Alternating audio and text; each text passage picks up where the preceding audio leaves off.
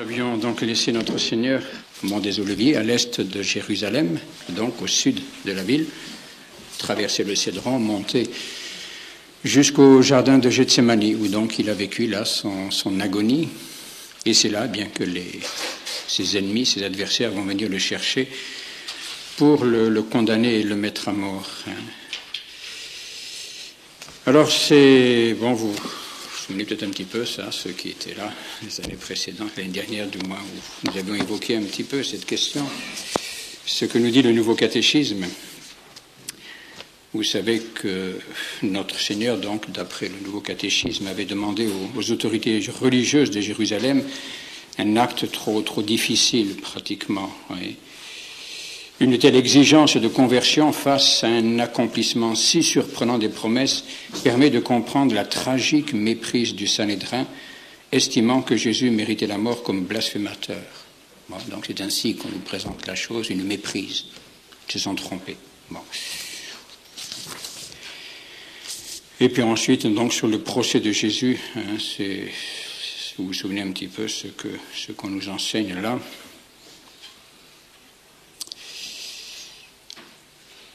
En tenant compte de la complexité historique du procès de Jésus manifesté dans les récits évangéliques, c'est vrai que ce n'est pas très simple, et quel que puisse être le péché personnel des acteurs du procès, Judas, le Sanhédrin, Pilate, que Dieu seul connaît, on ne peut en attribuer la responsabilité à l'ensemble des Juifs de Jérusalem, etc., etc.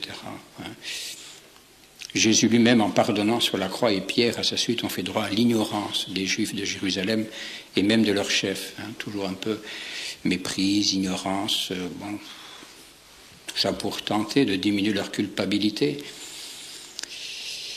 Bon, puis ensuite, ça, c'est autre chose, mais enfin, puisque... En gros, les chrétiens sont plus responsables encore que les juifs dans ce crime. Alors, il ne s'agit pas, attention, de s'acharner sur ces pauvres juifs, ça c'est clair. Bon, ce qu'ils ont fait, ils l'ont fait. On peut très bien leur pardonner, ça c'est vrai, bien sûr. Ça, notre Seigneur leur a pardonné, sans doute. Mais le pardon ne veut pas dire l'ignorance du péché. C'est autre chose, au contraire. Mais pour pardonner une faute, il faut qu'il y ait faute. S'il n'y a pas de faute, il n'y a pas de pardon. Excludez ça, Et donc, si notre Seigneur a pardonné aux Juifs, s'il a prié pour eux, bien c'est sans doute parce qu'ils avaient péché. Ça, c'est clair. Ça. Il ne faut pas nous raconter l'histoire. C'est le père de Chivray disait, c'est très juste. Ça. Et retenez peut-être un petit peu l'idée que sur la croix, Jésus pardonne, mais il n'innocente pas. Attention. Il n'est pas question de dire que les pécheurs sont innocents. On pardonne aux pécheurs, mais ils sont pécheurs. Oui, ce n'est pas innocenté, ce n'est pas dire ils ne sont pas pécheurs, ça va pas, ça c'est pas juste, c'est pas normal. Oui. Alors est-ce que les Juifs sont pécheurs? Est-ce que du moins les Juifs de l'époque, bon ceux d'aujourd'hui c'est autre chose, mais ceux de l'époque, bon dans quelle mesure ils sont pécheurs? Eh bien ma foi, vous le verrez vous-même, je dirais c'est même pas la peine de faire beaucoup de dessins pour cela. Mais il est certain que malgré tout, vous verrez, on ne peut que je dirais à la limite admirer, je dirais l'intelligence, disons, la ruse, la façon dont les Juifs vont s'y prendre pour perdre Jésus. C'est extraordinaire. C'est bien fait, c'est bien monté leur affaire, c'est très bien goupillé. Tout est bien calculé, il faut aller vite de nuit pendant que tout le monde roupille à Jérusalem. Voyez. Comme ça, quand la ville se réveille, ça y est, tout est fait, il est condamné. Qu'est-ce que vous voulez faire? Les pauvres Juifs de Jérusalem sont complètement ligotés, muselés, ils ne peuvent plus rien dire. La grande autorité religieuse a condamné notre Seigneur. Comment voulez-vous que le petit Juif là, de la rue aille s'insurger contre ce décret qui a été porté pendant qu'il dormait? Toutes ces foules qui acclamaient notre Seigneur, eh bien, elles sont complètement ligotées par cette main-là. Tout s'est fait de nuit, très rapidement, en silence, discrètement.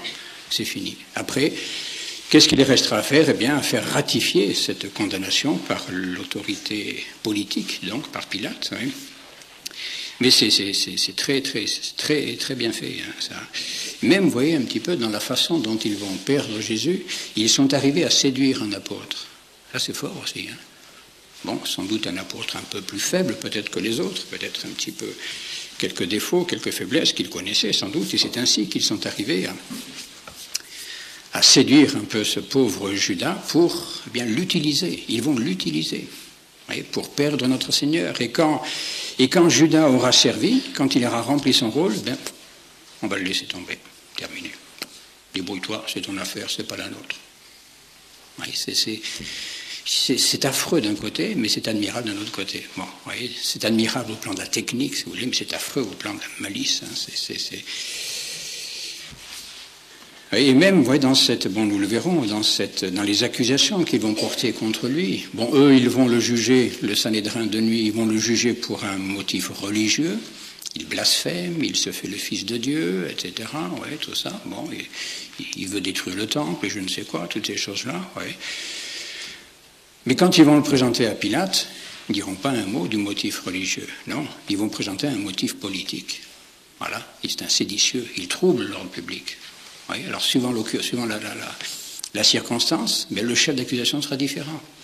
Eux, ils le jugent pour un motif religieux, mais ils n'en disent pas un mot quand il s'agit de le présenter à Pilate, parce que Pilate, lui, à la limite, le problème religieux, ça ne l'intéresse pas, ce n'est pas son problème. Donc jamais Pilate n'aurait condamné notre Seigneur pour un blasphème. Pensez donc, ça ne l'intéresse absolument pas, ce n'est pas son affaire. Mais séditieux, il trouve l'ordre public. Ah, attention, là, l'ordre, ça c'est... Et c'est très, très habile, et même ils exercent, vous verrez, vous le savez, enfin je pense que vous connaissez un peu ces textes déjà, ce chantage même qu'ils exercent sur Pilate. Et c'est très, très habile, c'est suivant les réactions de Pilate, ils utilisent un argument ou un autre. Ouais. Bon, nous verrons cela, mais vraiment c'est fort, c'est fort. Bon, enfin. Alors quand on lit tragique méprise, j'ai du mal à croire. Vous voyez, c'est trop. Il y a trop de mauvaise foi dans tout ça. Qu'est-ce que vous voulez faire? C'est clair, ça. C'est trop clair, c'est évident. Ça, Bon, enfin, nous verrons. Donc, nous avons laissé notre Seigneur après ces 3 heures d'agonie. Donc, il est à peu près vers les minuit. Donc, la fin du jeudi saint. Et nous entrons donc pratiquement dans le vendredi saint, ce grand vendredi. Bon, notre Seigneur vient de dire à ses apôtres, eh bien, bon, écoutez, puisque vraiment... vous n'y arrivez pas, dormez, quoi. Bon, reposez-vous. Allez. Puis on va attendre un petit peu la suite, quoi. Et c'est à ce moment-là qu'approche donc la troupe. Qu'approche la troupe de ceux qui viennent le chercher, l'arrêter. Et notre Seigneur, eh bien, secoue un petit peu ses apôtres à ce moment-là. Levez-vous. Voici que celui qui doit me trahir est proche. Oui, maintenant, c'est fini. L'heure n'est plus à la tristesse, à l'accablement, mais au contraire, il va falloir se battre. Se battre non pas physiquement, mais se battre, je dirais, moralement. Ça va être l'heure de la grande épreuve, la grandeur de notre Seigneur. Et donc là, il s'agit de se mettre debout pour affronter la situation.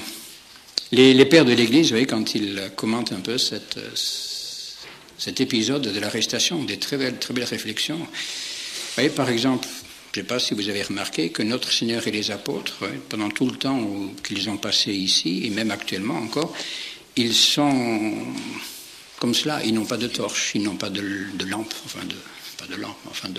de lanterne, disons, des choses comme ça. Ils sont dans la nuit, dans l'obscurité, et apparemment, ils n'ont pas besoin de quoi que ce soit pour s'éclairer. Et les pères de l'Église disent, mais c'est normal, puisque la lumière du monde était avec eux. Notre Seigneur était là. C'est lui la lumière du monde. Quand on est avec notre Seigneur, on n'a pas besoin d'autre lumière. Bon, c'est peut-être un peu spirituel, mais c'est pas faux. Alors que la foule qui vient, elle, au contraire, elle est armée de bâtons, etc., d'épées, de bâtons, et même, excusez-moi, je ne trouve plus, mais des lanternes en tout cas, des flambeaux, des lanternes, etc. Pourquoi? Parce qu'eux, ils sont aveugles. Ils sont aveugles, ils n'y voient rien. Ils sont aveuglés par la passion, aveuglés par la haine, aveuglés par leur péché, par leur malice, et donc ils ont besoin de s'éclairer. Ils n'ont pas la lumière du monde.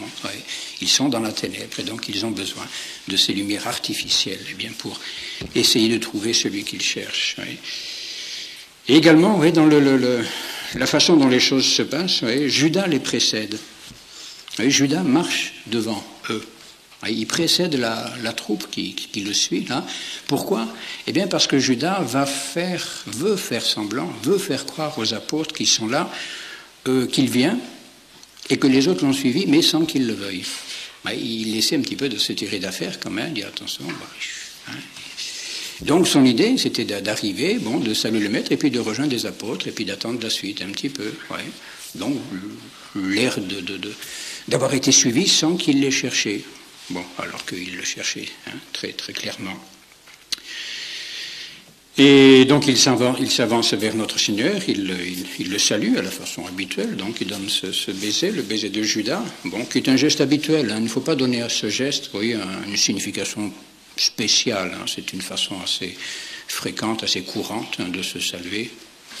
Bon, je ne parle pas de ce qu'on fait aujourd'hui dans nos régions, mais même dans ces régions-là, bon, c'était une façon tout à fait normale de se saluer.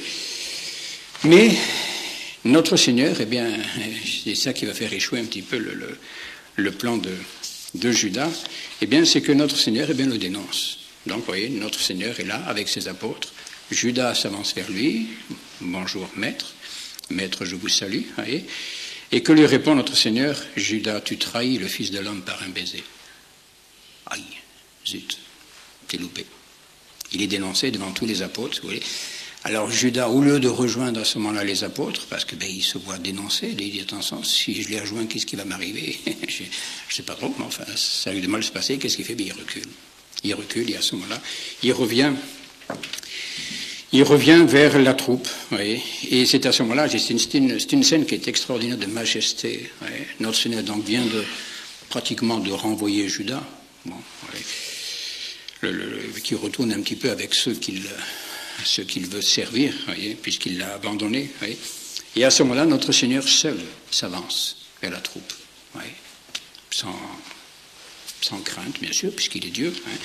Il s'avance vers eux dans un geste d'autorité, de défi, et c'est lui qui prend la parole. Voyez. Il n'attend pas que les autres viennent vers lui, c'est lui qui les interroge. Voyez. Ça, c'est extraordinaire de majesté. Voyez, où les autres viennent l'arrêter et c'est lui qui va les affronter, qui vient au-devant d'eux et qui leur pose les questions. Qui cherchez-vous? Alors les autres, stupeur, qu'est-ce qui se passe? Ouais, un petit peu décontenancés par cette affaire-là, voyez, stupéfaits, subjugués, etc. Ben, voyez, devant cet acte d'autorité, voyez, dans lequel notre Seigneur même leur manifeste un peu sa puissance, voyez, eh bien, il recule, il se casse la figure, il trébuche, voilà. Bon, surprise, émotion, tout ce qu'on peut imaginer. En plus, la force surnaturelle, bien sûr, de notre Seigneur, et les voici bien qui s'étalent, tout simplement. Et pouf, voilà. Alors qu'il venait l'arrêter, eh bien c'est lui qui les jette à terre, tout simplement par une question. Qui cherchez-vous? Jésus de Nazareth, c'est moi. Wow. Et alors, grosse surprise, il recule. Bon, il se relève un petit peu quand même, ça y est, voilà, attention, ça commence mal notre affaire, c'est pas tout à fait ce qu'on avait prévu, il se remet, etc. Et notre Seigneur revient vers eux, encore une fois, ouais. Avant qu'ils aient fait quoi que ce soit, c'est lui qui revient vers eux, ouais, et qui les interroge, qui leur pose encore une fois, une deuxième fois, la même question. Qui cherchez-vous? Jésus de Nazareth. Et à ce moment-là, bon, notre Seigneur, ouais, autre façon de répondre, ouais, je vous ai dit que c'était moi. Si donc c'est moi que vous cherchez, laissez aller ceci. Oui. Donc cette réponse de notre Seigneur, eh bien, leur manifeste, leur signifie, eh bien, qu'il va se laisser faire, qu'il va se laisser prendre, oui. Puisqu'il demande à ceux qui viennent l'arrêter de laisser partir les autres. Eh bien, c'est donc lui ne va pas partir. Donc implicitement, il a dit, mais c'est bien, voilà, faites de moi ce que vous voudrez. Je me livre à vous, mais laissez partir les autres. Oui. Alors à ce moment-là, les autres, rassurés, là-bas, c'est bien, vont pouvoir mettre la main dessus. Ça tombe bien, il ne fait rien, il ne bouge plus, il ne se manifeste plus, et donc ils peuvent à ce moment-là mettre la main sur lui. Et c'est à ce moment-là que nous avons ce geste très très touchant de Saint Pierre, toujours le bon Saint Pierre, toujours plein de zèle, plein de feu, plein de tout ce qu'on veut. Hein. Ça ne dure pas toujours très longtemps, mais enfin, au moins, c'est bien, quoi. Il se bagarre un petit peu de temps en temps. Hein, et la Pierre qui intervient et qui tire l'épée, et puis qui coupe donc l'oreille de ce serviteur. Ouais, c'est pas possible, ça. Voir son maître comme ça, saisi par ses valets, etc., c'est insupportable. Ouais. Et notre Seigneur qui le reprend gentiment. Pierre, allez, remets ton épée dans le fourreau. Hein, et qui guérit l'oreille, hein, de ce pauvre serviteur. Il a dû être bien surpris de tout ce qui lui est arrivé, on lui coupe l'oreille, on lui recolle l'oreille. Mais ça va même pas le convertir. Moi, je sais pas, j'aurais été lui, moi j'aurais dit, mais il y a quand même un truc là, peut-être qu'effectivement, cet homme qu'on vient d'arrêter, peut-être qu'il effectivement, il a un pouvoir qui vient d'ailleurs, quoi. Ben non, Apparemment, ça n'a pas beaucoup ému. Bon, enfin, voilà. Et donc, notre Seigneur reprend Saint-Pierre, guérit ce serviteur et se livre à ce moment-là, bien de façon définitive à ses ennemis, mais en leur donnant quand même, avant de se livrer totalement à eux, une dernière leçon. Il les avertit encore une fois, oui, la bonté, je dirais, de notre Seigneur, qui leur donnera toutes les chances, un petit peu, de comprendre un petit peu ce qu'ils sont en train de faire. Hein. Il leur donne une leçon. Voilà, vous êtes venus comme un voleur armé d'épée et de bâton pour me prendre, alors que tous les jours j'étais au milieu de vous enseignant dans le temple et vous ne m'avez point arrêté. Voilà, ça fait 2 ans, 3 ans que je suis là. J'ai toujours été disponible, si l'on peut dire, et jamais vous n'avez mis la main sur moi. Alors, qu'est-ce que ça veut dire, ça? Qu'est-ce que c'est, ces façons de faire? C'est pas honnête, c'est pas loyal, ce que vous faites, en gros, quoi. Et, bon. Et il ajoute, il leur donne une leçon, il leur rappelle, attention, mais c'est pour que les Écritures soient accomplies, ou bien, selon saint Matthieu, mais tout cela s'est fait afin que ce que les prophètes ont écrit fût accompli. Oui, il les renvoie toujours aux prophètes et aux Écritures. Rappelez-vous, vous êtes en train de faire ce qui était annoncé. Donc si les autres ils connaissaient la loi, ils connaissaient les prophètes, comme de bons juifs, vous voyez, et s'ils avaient réfléchi 2 minutes, ils auraient dû se dire, mais c'est vrai, mais non, mais ça ne va pas là, effectivement, on est en train d'accomplir ce qui était prévu, donc il est le Messie, il est celui qui était annoncé, puisque tout se déroule comme c'était prévu. Bien non, ils ne comprennent pas, malgré tout. Malgré tous ces avertissements, ces secours que notre Seigneur leur apporte, eh bien, ils ne comprennent pas. Et donc, ils mettent la main sur lui, ils l'emportent, ils l'emmènent avec lui, et tous les disciples s'enfuient. Tous les disciples l'abandonnèrent et s'enfuirent. Même, c'est saint Marc qui nous raconte, il est le seul à nous raconter ce petit épisode. Peut-être était-ce lui, justement, ce disciple, là dont il parle, un disciple qui était là, un jeune homme qui le suivait, couvert seulement d'un drap. Bon, sans doute, peut-être qu'il dormait un petit peu dans le coin, il avait été réveillé un petit peu par tout ce vacarme qui se faisait. Et les soldats qui essaient de lui mettre la main dessus, à ce moment-là, qu'est-ce qu'il fait? Il abandonne le drap et il continue tout nu. C'est marqué dans l'Écriture, c'est pas moi qui le dis. Mais lui, rejetant le drap, s'enfuit nu de leurs mains. Bon, voilà. C'est peut-être, pensent les commentateurs, saint Marc lui-même, qui était bien placé pour savoir effectivement ce petit épisode, tout à fait, bon, sans importance, mais enfin. Voilà, donc tous les disciples s'enfuient, et notre Seigneur est emmené par cette valetaille, ces bandits, etc., et qui vont l'emmener, donc sans ménagement, ça c'est clair, hein. Donc, depuis Gethsémani, on va traverser le torrent du Cédron. C'était prévu par les prophètes, par les prophéties. Hein. Il boira l'eau du torrent. Hein. Mais effectivement, bon, alors on peut penser justement que sous la violence de ces vallées qui ne le ménageaient certainement pas, notre Seigneur est peut-être tombé dans le torrent, oui, pendant ce trajet, étant attaché, lié. C'est pas toujours très facile de se déplacer, de marcher. Oui. Et notre Seigneur est conduit à ce moment-là, chez Anne. Anne, le grand prêtre, donc. Alors Anne était, vous le savez peut-être, c'est dit là-dedans, Anne était le beau-père de Caïphe. Anne était l'ancien grand prêtre, les grands prêtres se succédaient, on changeait de grand prêtre. Comme ça, périodiquement, Anne était le beau-père de Caïphe, Caïphe étant le grand prêtre actuel de Jérusalem. Et Anne était donc son beau-père. Mais Anne étant un ancien, gardait certainement une autorité, un prestige à Jérusalem, une autorité morale au moins, voyez, ce qui fait que précisément, c'est d'abord chez lui qu'on va le conduire. Voyez.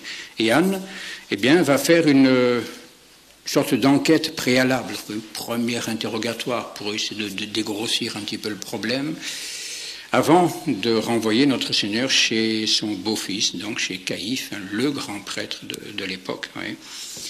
Et en plus, c'est bien ce petit séjour-là, ce temps d'arrêt chez Anne, va permettre justement au Sanhédrin de se réunir. Oui, parce qu'il faut un petit peu réveiller tout le monde quand même, tout cela est un petit peu, ce n'est pas prévu aussi rapidement, donc il faut que les serviteurs aillent un petit peu dans Jérusalem, prévenir tous les membres du Sanhédrin, ils sont 71, donc c'est comme du monde à prévenir, à réunir, donc ça va demander un petit moment. Alors le temps d'arrêt chez Anne va laisser le temps au Sanhédrin de se réunir pour juger notre Seigneur. Oui. Alors on dit assez souvent que ce procès est illégal, parce qu'il n'avait pas le droit de le condamner, il n'avait pas le droit de se réunir la nuit, etc., etc. Oui, bon. Alors là, il faut faire attention, hein, parce que ce que nous avons comme élément sur la loi judaïque, la loi qui réglait les procès, du temps de notre Seigneur, eh bien, on n'a pas grand-chose.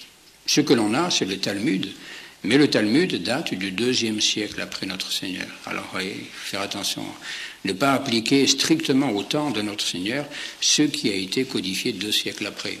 Il n'est pas du tout évident, vous voyez, que ce soit identique. Alors, mais malgré tout, il semblerait qu'effectivement, cette séance de nuit avait un caractère pas véritablement officiel. Oui. De toute façon, le Sanhédrin avait, quoi qu'on en dise aussi, le Sanhédrin avait tout à fait le droit, le pouvoir de juger, selon la loi judaïque, selon la loi mosaïque. Hein. Si vous avez lu les livres de l'Ancien Testament, il n'y a aucun problème. Il a tout à fait le droit, le pouvoir de porter des jugements et de porter des condamnations, même des condamnations à mort. Là, il n'y a rien à faire, ça. C'est tout à fait permis par la loi mosaïque. Mais n'oublions pas que nous sommes en zone d'occupation. Les Romains sont là, ce sont eux qui ont l'autorité politique, l'autorité publique, oui, et le pouvoir de vie et de mort, eh bien, est réservé aux procurateurs romains. C'est-à-dire que les Juifs n'ont pas le droit d'exécuter leur sentence, voyez, sans l'accord, sans qu'il y ait l'aval donc, de l'autorité politique. Oui. Donc il fallait effectivement que notre Seigneur soit ensuite déféré devant Pilate, qui pouvait à ce moment-là dire, eh bien oui ou non. Oui. Bon, reconnaître qu'effectivement la sentence était juste ou qu'elle ne l'était pas. Et c'est pourquoi nous aurons donc ces deux procès, un procès religieux qui va se dérouler de nuit et au petit matin, en 2 temps, 3 temps même, nous allons voir, et ensuite le procès civil, donc devant le tribunal de Pilate. Oui. Alors le procès religieux est assez compliqué, il n'est pas très simple de s'y retrouver, mais enfin, on va essayer quand même. Mais malgré tout, si on essaie de confronter un peu ce que disent les différents évangélistes, car tous ne disent pas exactement la même chose, vous voyez, Marc et Matthieu, Saint Marc et Saint Matthieu concordent à peu près, et Saint Luc, lui, a un récit un petit peu différent, et Saint Jean également un récit un petit peu différent. Oui, mais quand on arrive à les assembler, tous les 4, bien, ma foi, on arrive à un récit tout à fait cohérent. Oui, rappelez-vous toujours, les 4 évangélistes, eh bien, chacun décrit les choses un petit peu comme il les a vues, ou bien cherche à compléter ce que l'autre n'a pas dit, etc. Donc, il n'y a pas toujours parfaite correspondance, mais ils se complètent. Oui. Et donc, nous aurons dans ce procès religieux 3 temps. Le premier temps chez Anne, qui va être très court, ça ne va pas durer très très longtemps, simple interrogatoire préliminaire, oui, chez Anne. Ensuite, dans la nuit, 1 heure, 2 heures du matin, bon, c'est pas trop, mais enfin, quelque chose comme ça, sans doute. Deuxième procès, donc dans la nuit, devant une partie du conseil. Bon, il y a une partie du Sanhédrin qui est là, mais tout le Sanhédrin n'est pas encore rassemblé. Sans doute les plus acharnés, les plus décidés, ceux qui sont venus peut-être justement chercher notre Seigneur à Gethsémani, qui vraiment veulent sa mort, voyez, et qui sont là. Donc cette séance de nuit, où on va essayer un petit peu de cerner le problème, de voir un peu comment réagit notre Seigneur, quelles sont ses réponses, pour bien situer les chefs d'accusation. Comment va-t-on faire? Comment peut-on procéder pour le condamner? Qu'est-ce qu'il faut trouver pour que vraiment nous ayons un motif de le condamner, voyez. Donc, il est une sorte de préparation. Et puis ensuite, le troisième, alors le dernier procès religieux, qui va se dérouler au matin, à l'aube, nous dit l'Évangile, oui, qui est alors le procès lui-même, procès légal, officiel, religieux, et devant le conseil au complet, devant le Sanhédrin au complet, donc les 71 membres du Sanhédrin seront réunis. Et là, ce sera le procès officiel qui ne fera qu'entériner et reprendre ce qui aura été déjà mijoté, préparé, oui, dans la séance de nuit. Donc 3 séances, oui, pour ce procès religieux. Oui, comme quoi ils font bien les choses. Il ne s'agit pas de faire ça à la va-vite. Non, 3. Anne, Caïphe, et ensuite Caïphe au petit matin.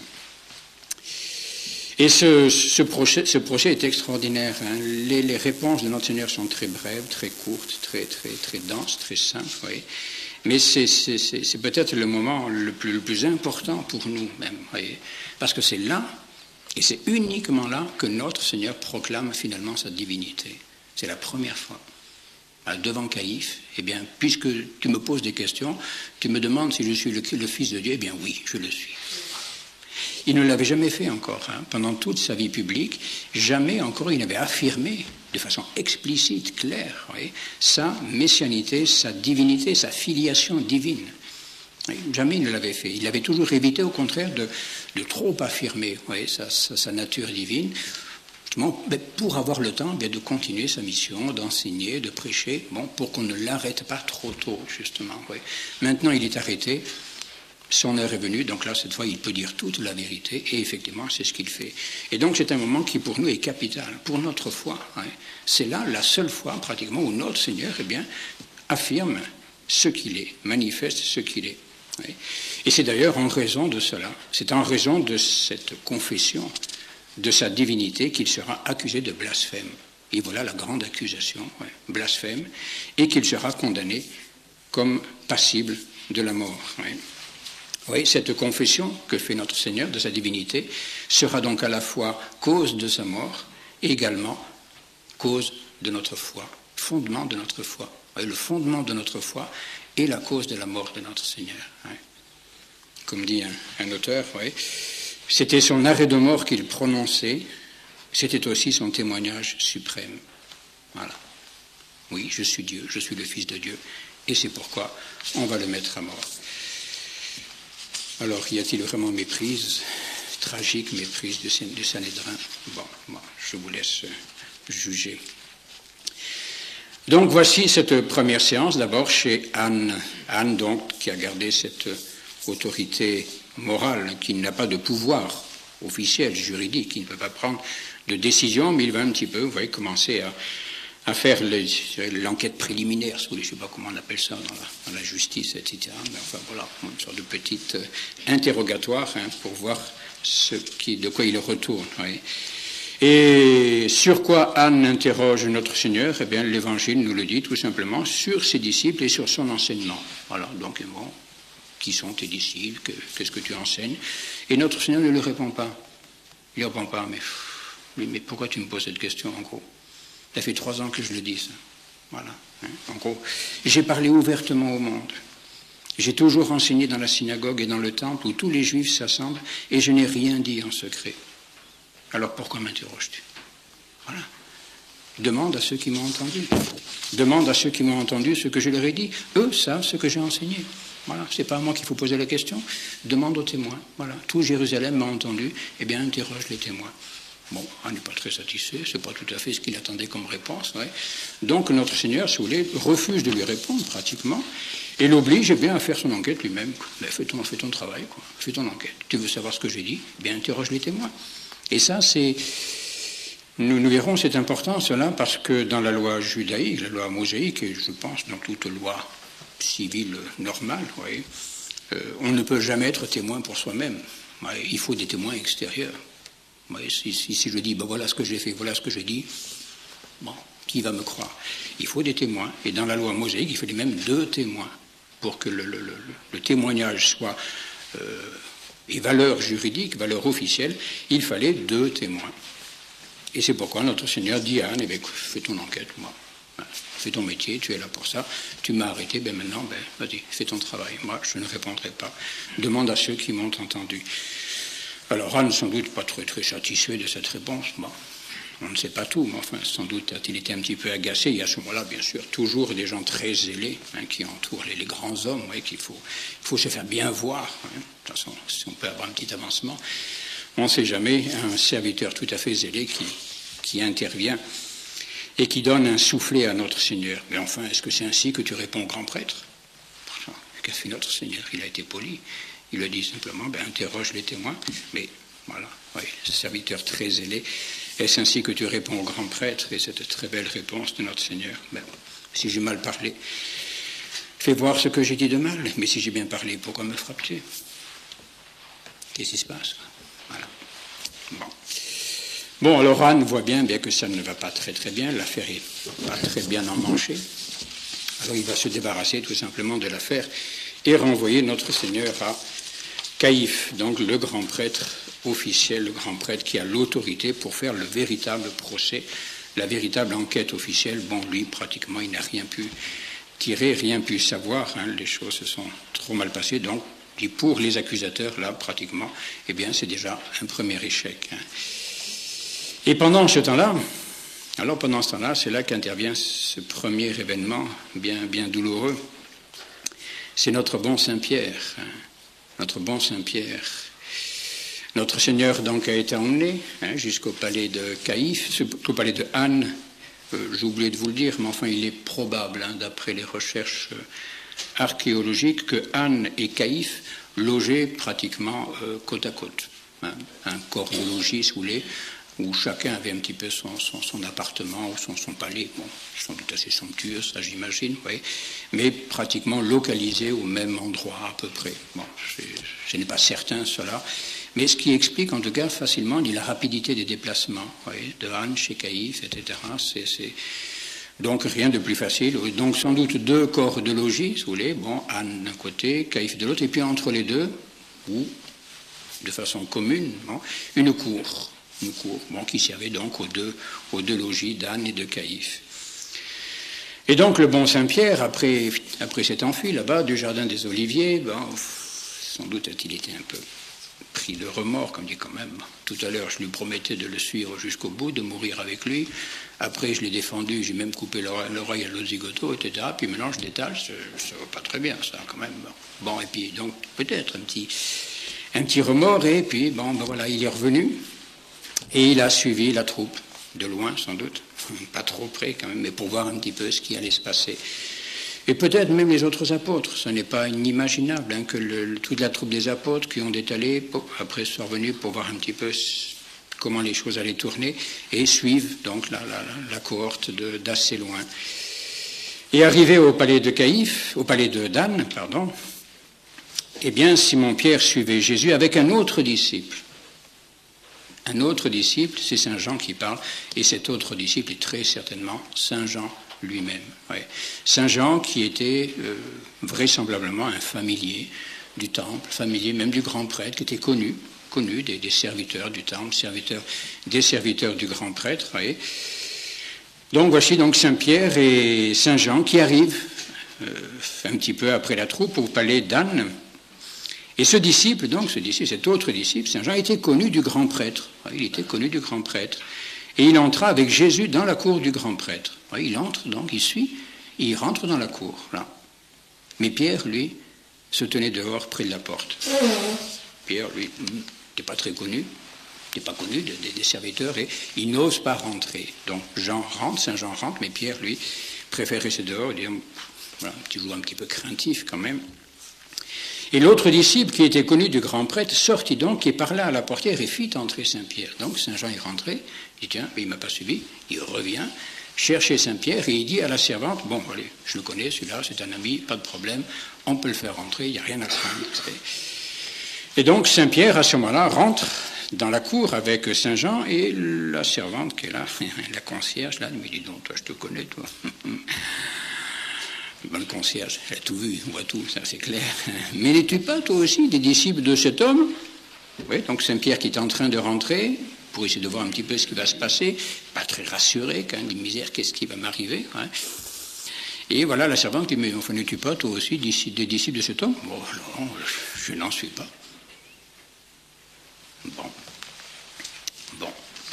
voilà. Et Saint-Pierre donc rentre dans la cour avec Saint Jean, et Saint-Pierre, sans doute, rentrant dans la cour, il voit là dans la cour un feu, où sont rassemblés les serviteurs, etc. Nous sommes au mois d'avril à Jérusalem, il ne fait pas très chaud, donc il y a toute la troupe qui est là dehors, les serviteurs d'Anne, de Caïphe, qui sont en train de faire la causette, attendre que ça se passe, vous voyez, se chauffent auprès du feu. Et Saint-Pierre, vient aussi chauffer un petit peu, comme ça, un petit peu gêné, n'osant pas trop quand même s'approcher, mais ayant envie de se chauffer un petit peu quand même, oui, bon. Voilà, et puis voilà, me semble-t-il que cette brave concierge, l'a suivi, là. Elle vient, elle aussi, près du feu, puis elle commence à causer. Vous savez, celui-là, je crois bien que, méfiez-vous, etc. Et les autres qui commencent à l'interroger, mais dis donc, toi, qu'est-ce que tu fais là? Qui es-tu? D'où viens-tu? Etc. Bon, tout un petit remue-ménage qui s'est fait autour du feu. Notre pauvre Saint-Pierre, bien ennuyé. À sa place, j'avoue, je crois que j'aurais pas été très fier non plus, si vous voulez. Il ne faut pas non plus être trop difficile. Voyez. Et Saint-Pierre, ben, il fait comme s'il ne comprenait pas. Hein. Mais je ne sais pas ce que tu dis. Oui, toi aussi, tu étais avec Jésus de Galilée, pardon. Mais je ne sais pas ce que tu dis, non. Je ne sais pas, je ne comprends pas ce que tu dis, mais de qui parles-tu? Bon, et même quand même, bon, un petit peu de négation. Bon, il fait semblant de ne pas comprendre, mais en tout cas. Bon, et puis, un petit peu gêné devant toute cette troupe-là, ben, qu'est-ce qu'il fait au bout d'un petit moment? Il dit, bon, ben, je crois que ça sent vraiment trop mauvais par ici, trop dangereux. Il s'écarte du groupe et il revient vers la porte, là, un petit peu plus à l'écart, oui. Et puis là, ben, qu'est-ce qu'il retrouve? Il retrouve la concierge qui est là encore, qui est revenue à son poste, qu'est-ce que vous voulez faire? Et qui commence encore à le chatouiller, à le chicaner, comme on dit dans cette région, etc. Mais cette commère qui est là, il va me fiche la paix, c'est pas possible. Oui. Et que fait-il? Eh bien, encore une fois, là, il nie de nouveau. Je ne connais pas cet homme. Alors, on parle de 3 reniements de Saint-Pierre. Hein. Bon, en fait, il faut plutôt parler de 3 groupes de reniement. Oui. Ici, nous en avons, si vous voulez, 2, parce qu'il y aura un 3e reniement tout à l'heure. Dans 1 heure, Saint-Pierre va renier encore une fois notre Seigneur. Oui. Là, donc, oui, ça fait en gros 2 groupes de reniement. Bon, groupez cela comme vous le voulez. Toujours est-il, eh bien, que c'est après ce 2e reniement, eh bien, que le coq chante une première fois.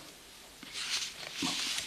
Peut-être Saint-Pierre n'y fait-il pas très attention, mais il a dû quand même enregistrer ce chant du coq, puisque tout à l'heure, quand il y aura le 2e chant du coq, là, il comprendra ce que ça veut dire. Oui.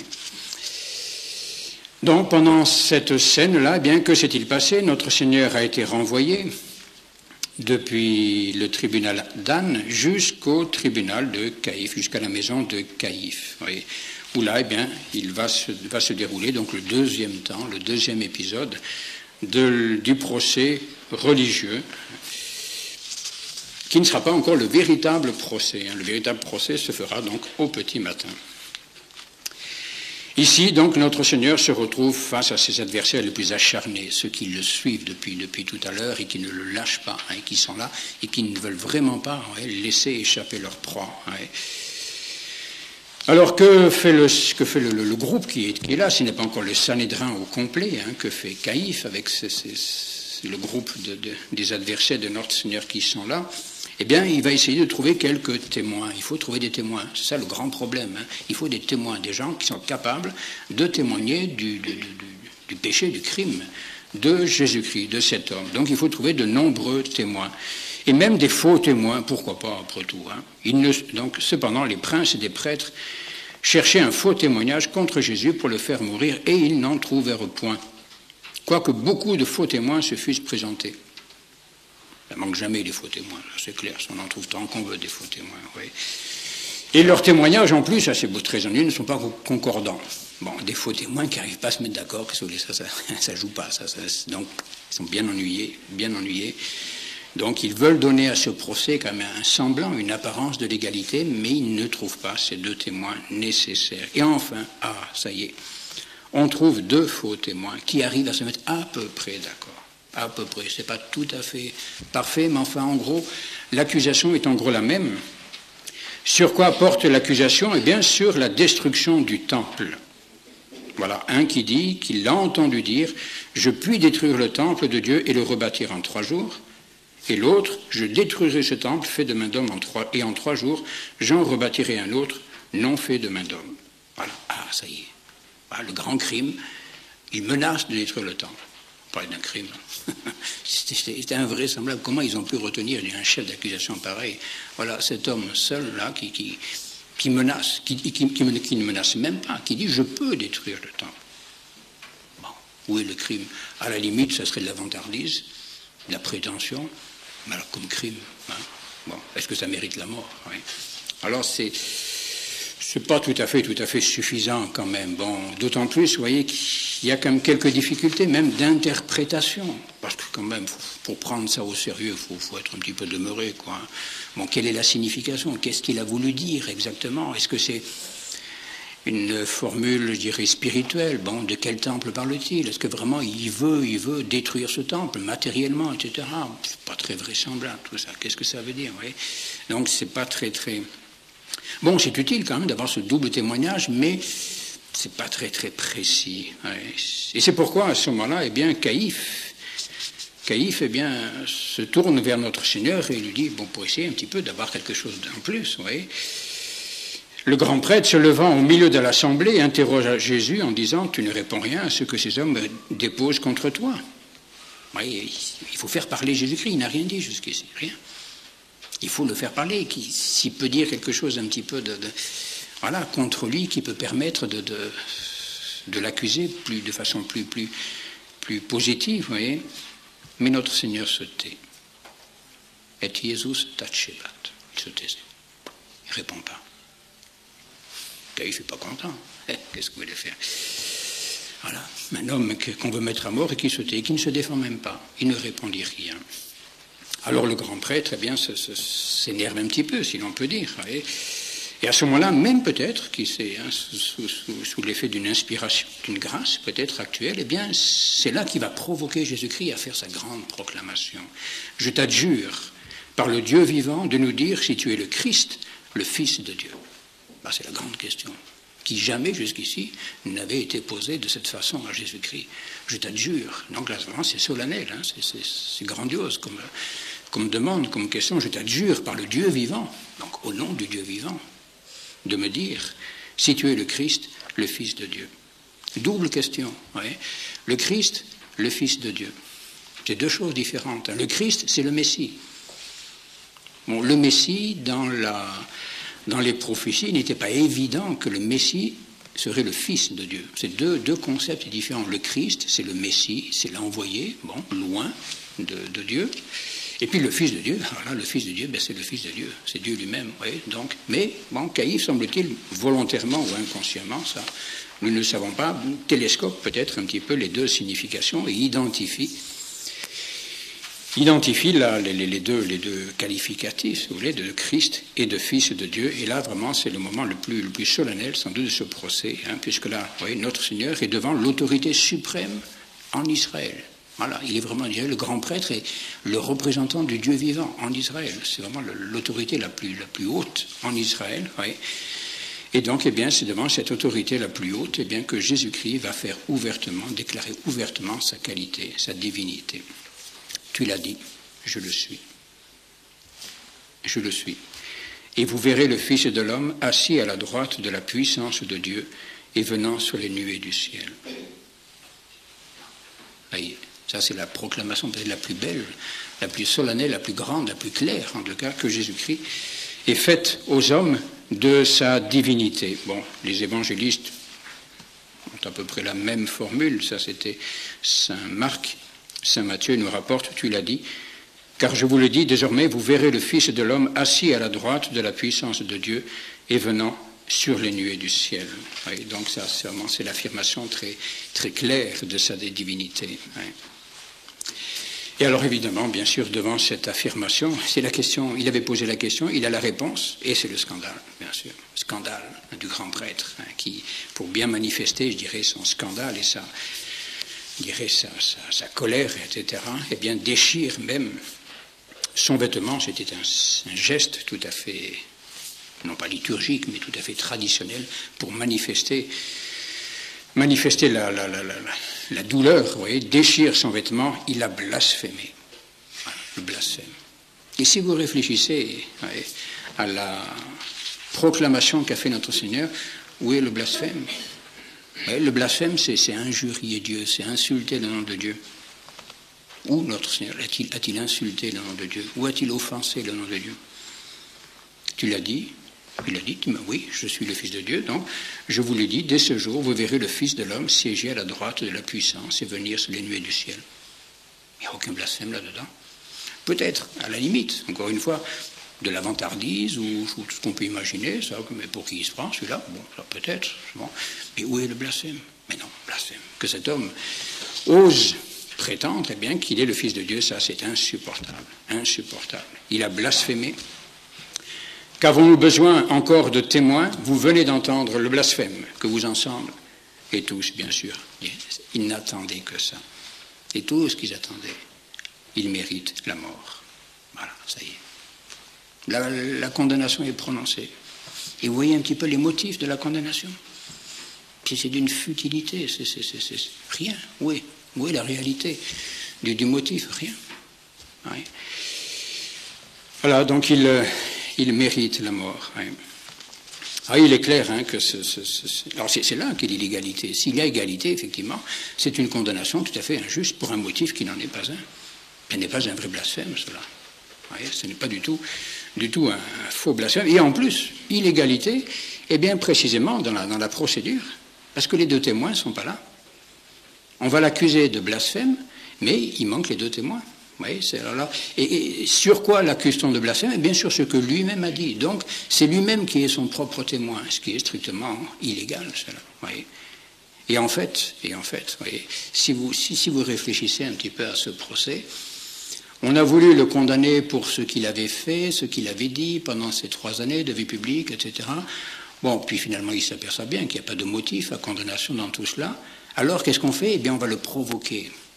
Vous voyez, on a un innocent entre les mains et on va le provoquer à quelque chose pour lequel on va le condamner. Et donc, on le condamne pour ce qui s'est passé dans ce procès. Mais c'est inimaginable, ça. Voilà l'illégalité. Elle est là. Alors là, c'est clair. Là, c'est même plus qu'une illégalité, c'est une injustice profonde, c'est une impiété, tout ce qu'on veut. Ouais. On a un innocent, on n'arrive pas à le condamner, on ne trouve rien contre lui. Alors, bon, si on peut dire, on le pousse un peu dans ses retranchements pour qu'il dise quelque chose qui permette de le condamner. C'est immonde, ça. Immonde. Ouais. Alors là, bien sûr, ça c'est... Et c'est le seul motif qu'ils vont retenir ensuite pour sa condamnation. Voilà, donc cette séance de nuit, vous avez entendu le blasphème que vous ensemble, et bien tous, bien sûr, il mérite la mort. Alors cela a duré sans doute un certain temps. Il était, quand cette séance de nuit a commencé, sans doute vers les 2 heures du matin, cela a sans doute duré à peu près 1 heure, cette séance. Bon, là, bien sûr, les évangélistes ne rapportent que l'essentiel, ils ne rapportent pas tous les détails de l'événement. Et c'est pendant ce temps-là, justement, mais c'est à ce moment-là, du moins, notre Seigneur, après cette sentence, donc de mort, va être emmené pour attendre l'aube. Et c'est à ce moment-là, eh bien, que va se dérouler, à peu près, donc il est 3 heures du matin, à peu près maintenant, que va se dérouler, eh bien, le 3e reniement de Saint-Pierre. Voilà, notre bon Saint-Pierre qui est là dans la cour, il tourne un peu en rond dans tous les sens, il va vers le feu, la concierge, il est un petit peu... Il ne veut pas partir parce qu'il veut voir un peu quand même comment tout ça va finir. Il ne veut pas abandonner son maître, mais enfin, il est un petit peu... Et puis, donc voilà, un petit groupe qui s'approche de lui et qui l'agresse un petit peu, si l'on peut dire. Mais certainement, toi aussi, tu es de ces gens-là. Tu es galiléen, car ton langage même te fait connaître. Et il avait l'accent. Je ne sais pas quel était l'accent de la Galilée, ça, je ne sais pas, mais enfin. Donc, sans doute, tu as l'accent de ce pays-là, tu es certainement des pêcheurs qui l'ont suivi, certainement, tu es de cette troupe-là. Et même, oui, eh bien, il y a quelqu'un qui était au jardin des Oliviers, qui était là, qui dit, mais je t'ai vu tout à l'heure au jardin avec lui. Et c'était, nous dit l'évangéliste, un des serviteurs du grand prêtre, parent de celui à qui Pierre avait coupé l'oreille, lui dit, est-ce que je ne t'ai pas vu dans le jardin avec lui? Ouh là là, mais Pierre, le pauvre Pierre, eh bien, non, je l'ai vu, je ne connais pas. Et même, nous dit l'évangéliste, il se mit alors à faire des imprécations et à jurer qu'il ne connaissait pas cet homme. Là, Pierre, il est un petit peu, pas le désespoir, mais vraiment, il se voit un petit peu coincé de tous les côtés. Qu'est-ce qui va m'arriver, etc. Il est rentré pour suivre son maître, mais il n'a pas tout à fait envie de le suivre jusqu'au bout quand même. Bon, voilà. Bon, donc il y a du bien. Il est touchant, ce pauvre Saint-Pierre, et en même temps, bon, voilà. Bon, donc il vocifère tant qu'il peut pour essayer de convaincre, eh bien, ces enquiquineurs, si on peut dire, mais laissez-moi tranquille, quoi, tout simplement. C'est ça. Tout ce qu'il veut, c'est qu'on le laisse tranquille. Bon, voilà. Bon, et puis, donc ça le conduit bien à renier quand même Jésus-Christ. Alors comprenez bien, oui, ce reniement de Saint-Pierre, bien sûr, ça nous scandalise, mais Ça n'est pas, ça n'est pas une apostasie, c'est clair. Pas question pour lui de renier son maître, de renier Jésus-Christ, mais le pauvre, il est là, il ne sait plus comment s'en sortir, il se voit pris un peu de tous les côtés, il se débat un peu comme un poisson, là, etc. Bon, donc c'est pas un acte qui jaillit vraiment du fond de lui-même, c'est un peu des réactions de sensibilité, de panique devant la situation. Et à ce moment-là, que se passe-t-il? Eh bien, le coq chante pour la seconde fois. Et à ce moment-là, c'est à ce moment-là, sans doute, même certainement, que notre Seigneur, quitte le tribunal de Caïphe pour être emmené, dans une cave, sans doute, pour être enfermé, traverse la cour. Et que se passe-t-il? Eh bien, il regarde Saint-Pierre. Et Saint-Pierre regarde notre Seigneur. Et Pierre, étant sorti dehors, pleura amèrement. Voilà la grande vertu de Saint-Pierre, je dirais. C'est ça qui l'a sauvé. Il a fait une boulette, mais il a regardé notre Seigneur. Voilà. Il ne s'est pas découragé, il ne s'est pas désespéré. Il a eu quand même encore, je dirais, la simplicité, la confiance de lever les yeux vers celui qu'il venait de trahir. Notre Seigneur l'a regardé, un regard qui a dû en dire très très long. Sûrement pas un regard de condamnation, un petit regard de tendresse, de reproche, bien sûr, mais très bonne, ça, certainement. Et le pauvre Saint-Pierre, il a bien compris ce que ça voulait dire. Et puis, c'est bien, mais il faut pleurer de temps en temps, comme ça. Quand on a péché, on a offensé notre Seigneur, il faut oser le regarder dans les yeux. Et à ce moment-là, on a envie de pleurer. C'est bien, ça. À ce moment-là, on peut pleurer. Voilà. C'est ce qu'a fait Saint-Pierre, et c'est ce que ne fera pas Judas, hélas. Et Judas n'aura pas cette simplicité de venir regarder notre Seigneur, simplement. Ça lui aurait suffi. Ça l'aurait sauvé, certainement. Oui. Et notre Seigneur est donc emmené dans, on ne sait pas trop où, dans une prison, certainement. Donc il est à peu près 3 heures du matin. Il faut attendre le lever du jour vers 5 heures à peu près, 5-6 heures. Et pendant ce temps-là, notre Seigneur va être abandonné aux mains des gardes du Sanhédrin. Alors les gardes, c'est des soldats. Pas toujours des gens très, très, très évolués, très, très tendres, très, très délicats. Et pendant ces 2 heures, sans doute, ils vont s'amuser, se jouer de lui. L'évangélisme dit peu de choses, mais ce qu'il en dit est très largement suffisant. Nous pouvons imaginer 1000 autres choses, sans doute. Ils lui crachèrent au visage, le frappèrent à coups de poing, et d'autres lui donnèrent des soufflets. Mais se moquant de lui, prophétise-nous Christ, qui est-ce qui t'a frappé? Voilà, puisque tu te présentes comme le grand prophète, tu en as fait des prophéties, et bien maintenant dis-moi un peu, qui est-ce qui t'a frappé? C'est infâme, des choses comme ça. Voilà, cet homme-là qui est là, lié, ligoté, qui ne peut rien faire, etc., et dont on se moque. Voyez, on lui crache au visage, on le couvre d'insultes, d'outrages. Et cela va durer 2 heures à peu près, entre 2 et 3 heures. Il faut donc attendre le lever du jour pour le procès officiel, le véritable procès religieux qui va se dérouler, donc c'est la séance du matin, devant le Sanhédrin au complet, devant tout le conseil, comme nous dit c'est Saint Luc. Lorsqu'il fit jour, les anciens du peuple, les princes des prêtres et les scribes s'assemblèrent. Ce sont les trois groupes qui composent le Sanhédrin, les anciens, les sages, les vieux, donc tous les gens les plus anciens, les princes des prêtres, donc tous ceux qui avaient occupé le poste de grand prêtre, et puis les scribes, qui s'assemblent, et tout cela compose donc le Sanhédrin. 70 membres, plus bien sûr le grand prêtre Caïphe qui préside ce conseil. Là, l'évangéliste est très, très court sur cette séance. Sans doute ont-ils repris les accusations de la nuit, simplement, et essayer de voir un petit peu quel était le chef d'accusation. Et l'ayant fait venir dans leur conseil, il veut dire, si tu es le Christ, dis-le-nous. Donc, ils reprennent l'accusation de la nuit. Voilà, si tu es le Christ, eh bien, dis-le-nous. Et cette réponse aussi, notre Seigneur a l'art de faire des réponses auxquelles on ne sait plus quoi répondre. Ça, c'est normal. Si je vous le dis, vous ne me croirez pas. Bon, c'est pas la peine que je vous réponde, en gros. Quoi que je dise, de toute façon, ma mort est décidée. C'est ce que... Et si je vous interroge, mais si moi je vous pose des questions, vous ne me répondrez pas. Et vous ne me relâcherez pas. Donc là, quoi? Pourquoi perdre notre temps à discuter, à parler? Mais désormais, il renouvelle un petit peu il renouvelle sa proclamation. Mais désormais, le Fils de l'homme sera assis à la droite de la puissance de Dieu. Il reprend, de façon peut-être un petit peu atténuée, sa proclamation de la nuit. Et alors tous, à ce moment-là. Et donc, tu es le Fils de Dieu. Voilà, c'est ça. C'est ça qu'il faut absolument, là-dessus qu'il faut le tenir, le coincer. Eh bien, vous le dites, je le suis. Il sait très bien que cette proclamation, c'est sa condamnation à mort, mais il est venu pour cela, justement.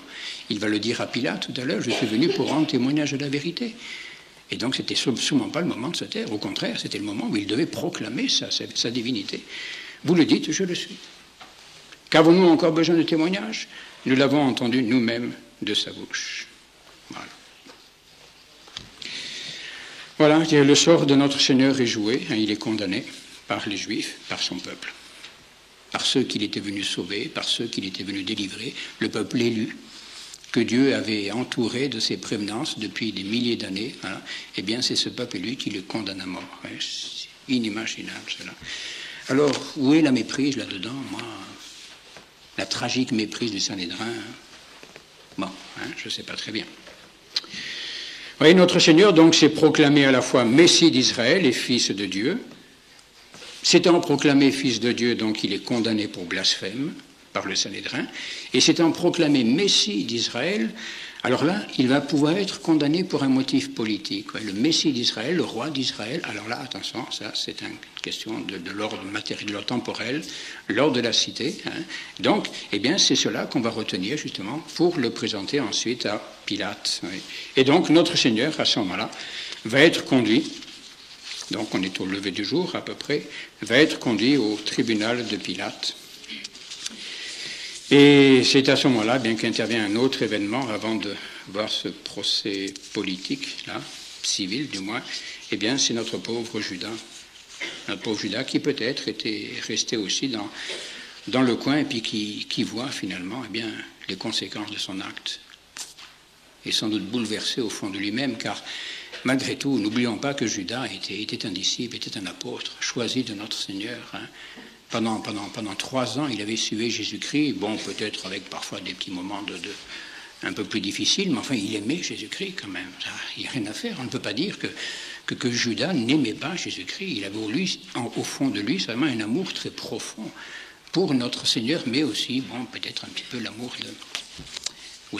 un peu trop puissant de l'argent. Oui. Mais malgré tout, vous voyez, voyant les conséquences de son acte, eh bien, c'est l'amour de Jésus-Christ qui reprend le dessus, et l'amour de l'argent, ma foi, qui est évacué, quoi. Et il est bouleversé, complètement bouleversé par ce qu'il voit, ce qu'il vient d'entendre. Celui qu'il aime est condamné, celui qu'il aime va mourir. Et donc, que fait-il? Eh bien, il se précipite vers les prêtres.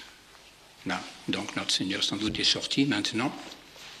On l'emmène vers Pilate. Bon, nous allons voir après où est-ce que cela se trouve, c'est pas très très loin. Il se précipite donc chez les princes des prêtres et bouleversé leur dit, mais non, c'est pas possible, ça, arrêtez. J'ai péché en livrant le sang innocent. Il n'en peut plus, il dit, c'est pas possible, c'est trop grave ce qui s'est passé, ce que j'ai fait, arrêtez ça. Et à ce moment-là, les membres du Sanhédrin, c'est ignoble cela, très froid, très très sûr de même. Que nous importe, c'est ton affaire.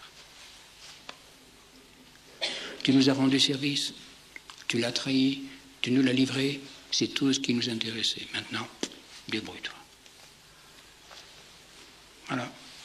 Tu as rempli ton rôle, on s'est bien servi de toi, tu nous as bien servi, maintenant, c'est plus notre affaire. Voilà. Tu as une conscience, moi, débrouille-toi avec ça.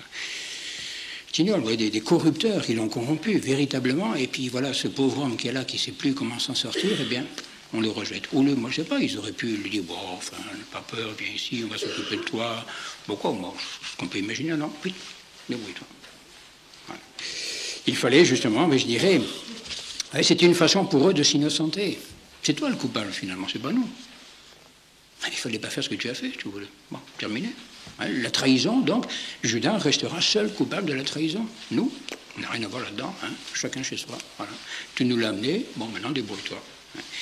Donc il faut que tout le poids de la trahison retombe sur ce pauvre Judas. Alors ce pauvre Judas complètement complètement affolé. Donc, oui, nous sommes chez Caïphe, là, ici, qui court à travers la ville, sans doute, et qui court jusqu'au temple. Le temple, qui est le sanctuaire. Donc, il court vers Dieu, finalement. Oui, il court vers Dieu, et que fait-il? Arrivé au sanctuaire, bon, il ne peut pas pénétrer dans le sanctuaire, mais alors, que fait-il? Eh bien, il jette vers le sanctuaire, eh bien, ces 30 deniers qu'il avait gagnés, qui est une somme considérable, qu'il jette donc vers le sanctuaire, là, comme pour un petit peu se débarrasser de son péché, se débarrasser de cet argent qui lui brûle les doigts, voyez. Mais il ne peut pas garder cet argent, c'est pas possible, cela, voyez, voilà. Donc, d'une certaine façon, pour lui, c'est la façon de se libérer de son péché, ou du prix de son péché, mais complètement bouleversé, complètement désespéré, il perd complètement, je dirais un petit peu même l'usage de la raison, il ne prend pas même le temps de réfléchir, de se rappeler un petit peu ce que notre Seigneur avait fait, ce qu'il avait dit, ce qu'il était, etc. Donc il perd toute confiance, oui, tout espoir même d'être pardonné. Et que fait-il? Eh bien, il va se pendre. Il va se pendre, oui. Et vous voyez un petit peu la course qu'a fait Judas, donc parti de chez Caïphe, monté jusqu'au temple, puis ensuite il va se pendre, bon, sans doute, vous voyez, dans ce champ qui s'appellera donc Akeldama, qui se trouve au sud de la ville, dans la vallée de la Géhenne, vous voyez. Donc il court d'abord de chez Caïphe jusqu'au temple, ensuite il retraverse la ville, et il va là, vers ce ravin de la Géhenne où il va se pendre. Voilà. Et là, bien, les Actes des Apôtres nous diront même, oui, que Judas étant tombé en avant, se rompit par les milieux et ses entrailles se répandirent. Bon. Sans doute a-t-il fait une chute, peut-être, oui, une fois qu'il s'était pendu, peut-être une branche qui est cassée ou je ne sais quoi, et puis pouf, voilà, ce pauvre Judas vraiment qui a une mort tout à fait triste, tout à fait épouvantable. Oui. Et le grand péché de Judas, oui, finalement, c'est pas. Bon, bien sûr, c'est la trahison, c'est vrai, c'est un péché, la trahison, mais surtout, c'est le désespoir, quoi. Et au lieu de courir comme un fou, comme ça, dans tous les sens, etc., il serait venu essayer de voir notre Seigneur, lui demander pardon, mais c'était fini, c'est bien évident, comme le pauvre Saint-Pierre, ça y est. Bon. Mais non, il n'a pas eu assez de confiance dans l'amour de notre Seigneur. Ouais. Et après, eh bien, les grands prêtres vont ramasser cet argent. Vont ramasser cet argent et justement vont l'utiliser pour acheter ce champ où où Judas s'était pendu. Et sans doute, semble-t-il, la tradition nous rapporte eh bien, ce champ sera utilisé après eh bien, pour faire un cimetière pour les pèlerins qui viennent à Jérusalem, lors des grandes fêtes juives. Oui.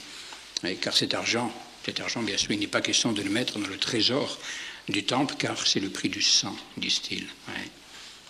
Ils en ont bien profité de la trahison de Judas, mais après, attention, il ne faut pas salir le temple avec ça. Ouais. Bon, on est propre, non, on est pur. Bon, et donc voici notre Seigneur qui, pendant ce temps-là, lui est emmené chez Pilate. Alors Pilate, où se trouvait le tribunal de Pilate, bon, c'est un peu, on ne sait pas très bien, très longtemps, on a placé le tribunal de Pilate, la demeure de Pilate, vous voyez, dans la caserne Antonia, vous voyez, qui est ici au nord du temple, vous voyez.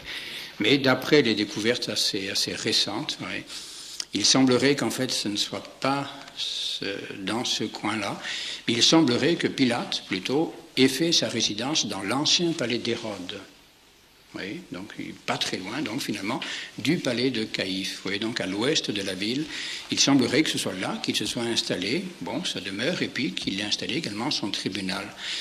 Ce qui expliquera tout à l'heure, eh bien, qu'il pourra envoyer notre Seigneur à Hérode, et que notre Seigneur reviendra très rapidement, parce que pratiquement, Hérode étant de passage à Jérusalem pour les fêtes, bon, est venu loger dans son palais, vous voyez, et donc Pilate et Hérode sont pratiquement voisins, sont pratiquement dans le même palais, donc le déplacement pourra se faire très très rapidement. Vous voyez, parce que tout se joue très vite. Vous voyez un petit peu la rapidité avec laquelle tout se joue. Là maintenant, donc il est... Qu'est-ce qu'il est? Il est quoi?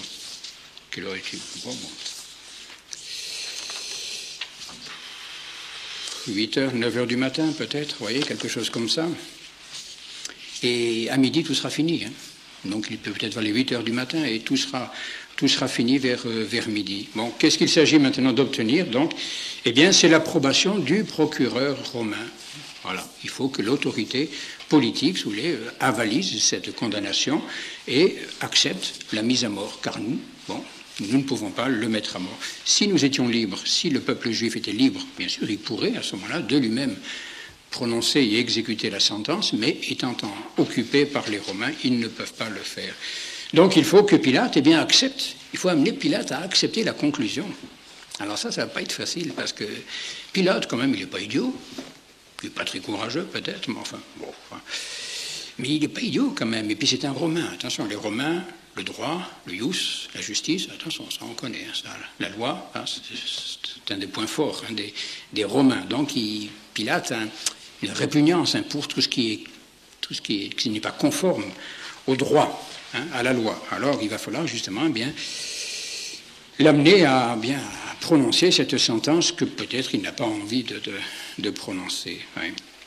Alors toute la difficulté là pour nos Juifs, c'est que s'il présente notre Seigneur à Pilate pour un motif religieux, Pilate veut leur dire, écoutez, mais laissez-moi tranquille avec ça, moi je ne suis pas là pour ça. Moi je m'occupe de l'ordre public, vos histoires religieuses, débrouillez-vous entre vous. Bon, c'est pas mon problème. Oui.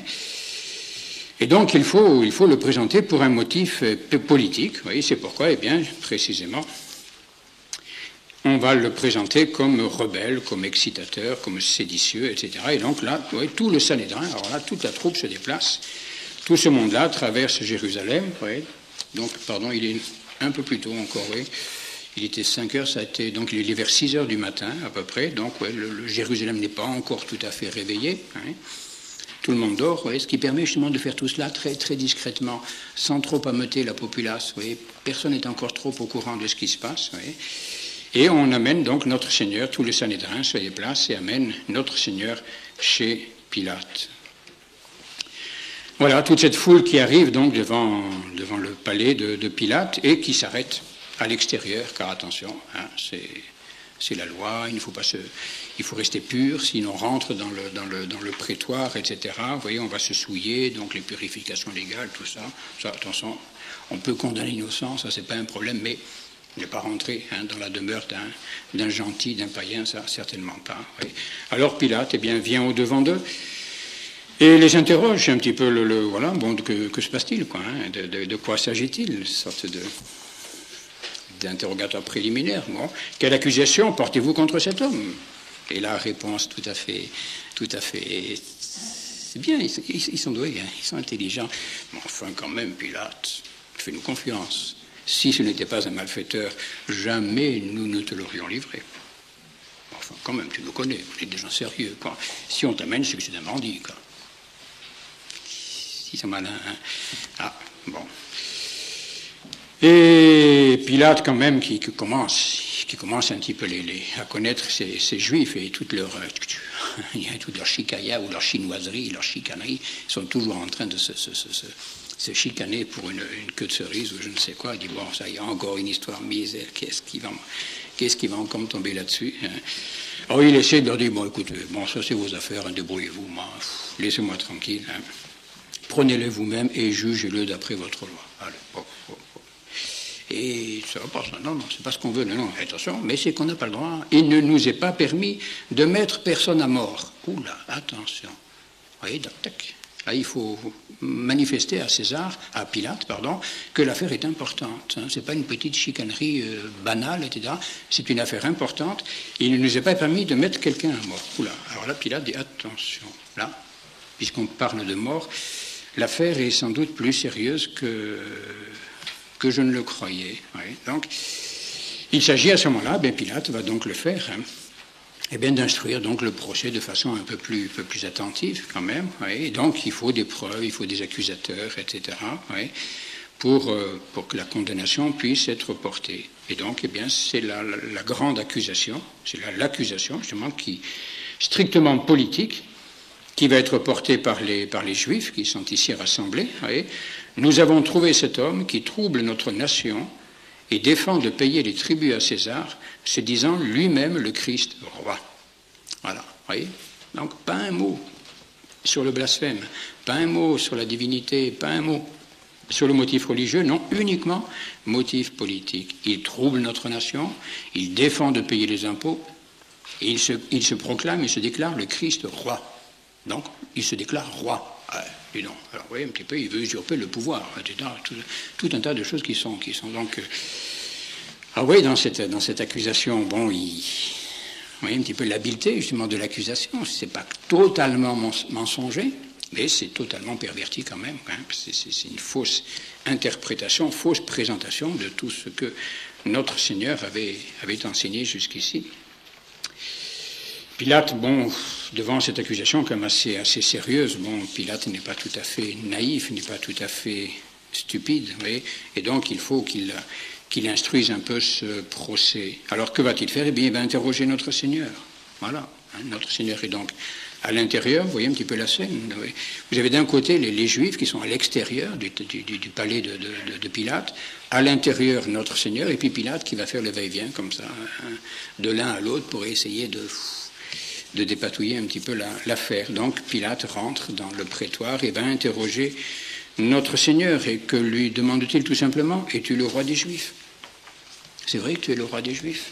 Oui, il se fait donc, avait dit les Juifs, là, il se proclame, il se fait lui-même le Christ roi. Alors, vous voyez, cette royauté, de quoi s'agit-il? Es-tu le roi des Juifs? Es-tu le roi des Juifs? Et la réponse de notre Seigneur est très belle, bien sûr, c'est normal. Vous voyez. Que lui répond notre Seigneur? Dis-tu cela de toi-même, ou d'autres te l'ont-ils dit de moi? Ouais. Et Pilate comprend bien ce que Jésus-Christ lui signifie un peu là, dans cette réponse. C'est en gros, quel est le sens de ta question? De quoi parles-tu? D'une royauté temporelle ou d'une royauté spirituelle? Et si tu le dis de toi-même, tu parles sans doute d'une royauté temporelle. Mais si c'est d'autres qui te l'ont dit, si c'est les Juifs, alors là, il s'agit d'une autre royauté spirituelle. Oui. Très, très belle réponse. Oui. Je ne sais pas si vous réalisez toujours un petit peu tout ce qu'il y a là derrière, mais c'est important pour bien comprendre ensuite. Oui, il y a un équivoque dans cette question. Je suis le roi. Bon, mais de quelle royauté parle-t-on? Royauté temporelle ou royauté spirituelle? Oui. Alors Pilate, est-ce que je suis juif, moi? Est-ce que je suis juif, moi? Ta nation et les chefs des prêtres t'ont livré à moi. Qu'as-tu fait? Qu'as-tu fait? Moi, je ne suis pas juif. Moi, alors, qu'est-ce que j'y connais à vos histoires? Moi, ça ne m'intéresse pas, tout ça. Vous voyez. Moi, à la limite, la seule chose qui m'intéresse, c'est la royauté temporelle. Moi, je ne suis pas juif, moi. Vous voyez. Et réponse de notre Seigneur qui devrait, justement, et qui va, je pense, rassurer un petit peu Pilate. Mon royaume n'est pas de ce monde. Voilà. Vous voyez, c'est tout à fait... Il répond tout à fait, à la limite, à la question de Pilate. Oui. Je suis roi, oui, mais mon royaume n'est pas de ce monde, donc ne t'inquiète pas. C'est pas à toi que j'en veux. Oui. Si mon royaume était de ce monde, mes serviteurs auraient combattu pour que je ne fusse pas livré aux Juifs. Et maintenant, mon royaume n'est pas d'ici-bas. Oui. Donc, notre Seigneur distingue bien le sens de sa royauté. Oui. Tu es donc roi. Tu l'as dit, je suis roi. Et notre Seigneur continue justement, bien, pour éclairer un petit peu Pilate, bien lui faire comprendre quelle est cette royauté qu'il proclame. Hein, je suis né et je suis venu dans ce monde à cette fin de rendre témoignage à la vérité. Et quiconque est de la vérité écoute ma voix. Voilà. C'est tout ce que je suis venu faire. Je ne suis pas venu conquérir un royaume, je suis venu rendre témoignage à la vérité. Voilà tout mon royaume. Mon royaume, c'est le royaume de la vérité. Ouais. Et Pilate comprend bien que finalement, il n'y a pas de problème. Pour lui, c'est vraiment, c'est pas un problème. Ouais. Alors, il répond par une sorte de boutade. Qu'est-ce que la vérité? Bon, c'est pas une question qu'il pose, hein, parce qu'il n'attend même pas la réponse. Alors, hein. À ce moment-là, Pilate se lève pour sortir et aller parlementer avec les Juifs pour essayer un petit peu de leur dire, bon, écoutez, quand même, ça va pas cette affaire-là, vous voyez. Et Pilate, très certainement, par ce très court dialogue, a compris l'innocence de notre Seigneur Jésus-Christ. Mais il entend quand même, ouais, il entend, hein, bon, pendant ce temps-là, il y a toujours les Juifs qui sont à l'extérieur, ouais, bon, qui trouvent que tout ça dure un peu trop longtemps et qui s'agitent, qui tempêtent, et les princes qui disent à la population, chahuté, je sais pas quoi, enfin, tout, comme on fait aujourd'hui dans les manifs, hein, vous savez, ça, rien n'a changé, hein, il y a quelques meneurs et puis les clampins derrière qui agitent des banderoles, hein, bon, ça c'est... Donc une sorte de rumeur un petit peu, et sans doute très, très hostile. Et avant donc de retourner vers la foule, bon, Pilate qui s'est levé pour aller vers eux, il dit à notre Seigneur, enfin, entends un petit peu tout ce qui crie contre toi, tu ne réponds rien. Tu ne réponds rien. Ne vois-tu pas de combien de choses ils t'accusent? En gros, qu'est-ce que je veux leur dire, moi? Écoute un peu toutes ces accusations. Moi, je comprends bien que tu es innocent, mais qu'est-ce que je veux leur dire, moi? Et notre Seigneur ne répond pas. Pauvre Pilate, il n'est pas aidé. C'est vrai, on sent ce pauvre Pilate qui essaie lui aussi, il voudrait délivrer Jésus, c'est clair, ça. Mais il ne sait pas comment faire, il est pris, il est coincé, etc. Et chaque fois qu'il demande de l'aide à notre Seigneur se tait. Il n'y a pas moyen. C'est vraiment, c'est pas facile pour lui. Bon, voilà. Et donc Pilate sort, va vers la populace, il dit, bon, calme un peu tout ce monde-là, et il leur dit, ben voilà, je ne trouve en lui aucune faute. Oh, ça va pas, ça va pas, ça marche pas comme on voulait. Alors ça reprend un petit peu la colère du peuple, qui reprend, il soulève le peuple. Il répète leur accusation, il soulève le peuple, répandant sa doctrine dans toute la Judée, depuis la Galilée où il a commencé jusqu'ici. Ah, sauvé, enfin, presque, la Galilée. Oh, formidable. Il est galiléen, c'est vrai. Oh, mais ça tombe bien. Ah, Hérode est là. Hérode, tétrarque de Galilée. Je vais l'envoyer chez Hérode. Voilà, c'est terminé, je me débarrasse du problème un petit peu. Oui. Et effectivement, bon, Hérode Antipas, c'était là, donc pas très loin, dans le même palais sans doute, hein, qui était là. Et Pilate donc va envoyer notre Seigneur devant Hérode. Hérode Antipas, rappelez-vous, c'est lui qui avait assassiné Saint Jean-Baptiste. Hein, c'est lui qui avait fait mettre en prison et ensuite fait mettre à mort Saint Jean-Baptiste. Bon, donc il avait entendu parler un petit peu de tout ça, de notre Seigneur, de ses disciples, etc. Et sachant que Jésus-Christ était là, eh bien voilà, tout heureux de le voir, hein, car depuis longtemps, il en avait le désir à cause de ce qu'il entendait dire de lui, et il espérait lui voir opérer quelques prodiges. Et voilà donc notre Seigneur qui est amené devant Hérode. Et Hérode qui le questionne, qui lui pose des questions, qui essaie un petit peu de lui faire quelques miracles, on ne sait pas quoi, quelque chose pour s'amuser un petit peu. Puis notre Seigneur qui ne bouge pas, qui ne dit rien. Pas une seule réponse. Quand on est devant un clown, qu'est-ce que vous lancez? Et Hérode était un clown. Un méchant clown, un mauvais clown, ça c'est clair, mais un guignol. Ouais. Et donc notre Seigneur ne répond pas. Alors, c'est sûr qu'Hérode n'était pas très très satisfait. Ce n'est pas tout à fait ce qu'il attendait, ce qu'il espérait. Alors, ma foi, en désespoir de cause, eh bien, il se moque de notre Seigneur. Il le fait revêtir d'une robe blanche. Hein, c'était le vêtement des fous, hein, pour se moquer de lui.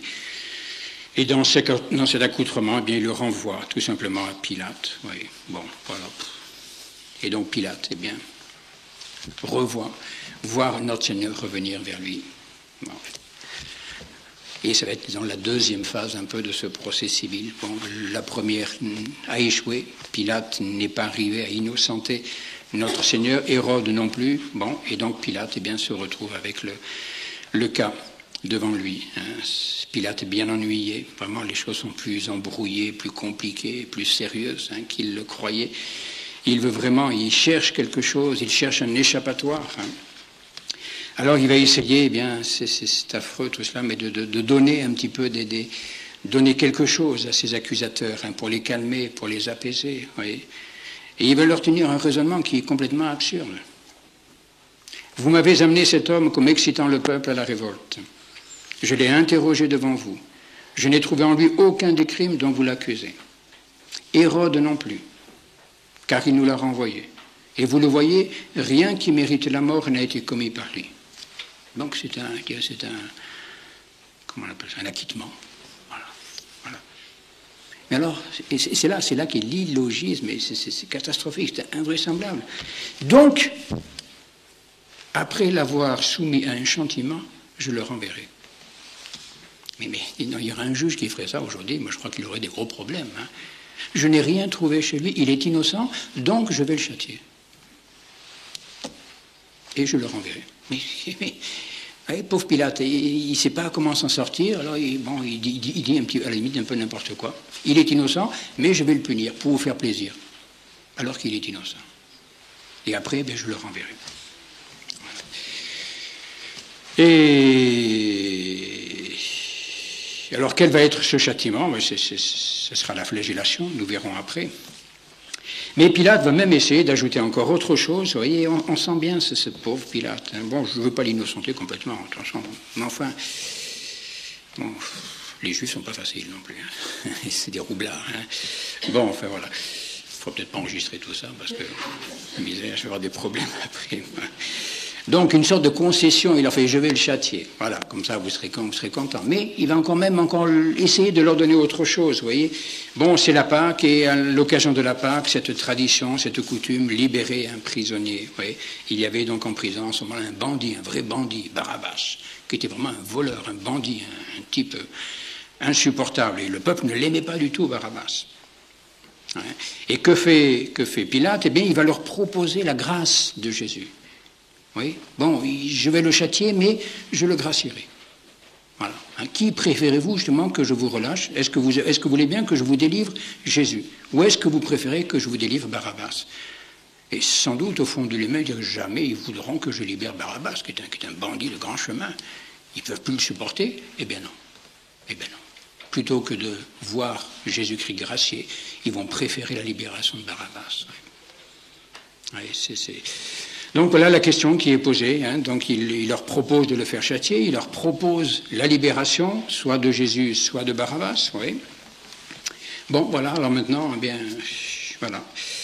Alors pendant les Juifs, semble-t-il, sont un petit peu... Attention, là, il faut réfléchir quand même, il ne faut pas faire de bêtises. Donc, petite accalmie un petit peu. Et c'est à ce moment-là qu'il y a un événement très, très, très curieux qui se produit. C'est Saint Matthieu qui est le seul à le rapporter. Le seul à le rapporter, bien, c'est la femme de Pilate, et qui vient, mais un petit peu lui compliquer encore un petit peu les choses. Je ne dirais pas que c'est toujours comme ça quand les femmes interviennent, c'est pas vrai, mais enfin, ce n'est pas vrai, non.